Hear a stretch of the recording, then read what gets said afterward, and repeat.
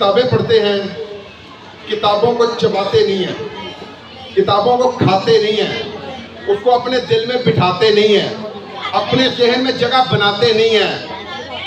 आप सिर्फ बातें बनाते हैं, आप सिर्फ बातें बनाते हैं और वो बातें सभी को सुनाते हैं। अगर आप करते तो उसमें दो नाम आते हैं, एक है अब्दुल सत्तार ईदी का, अब्दुल सत्तार ईदी वेलफेयर ईदी फाउंडेशन, और दूसरा है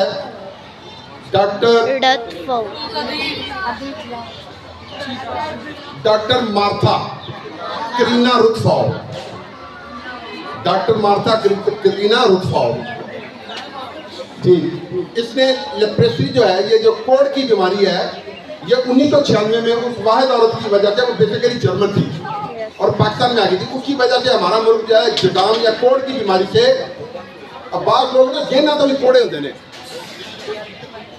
आप जो मर्जी करते रहे बातें करते रहेंगे।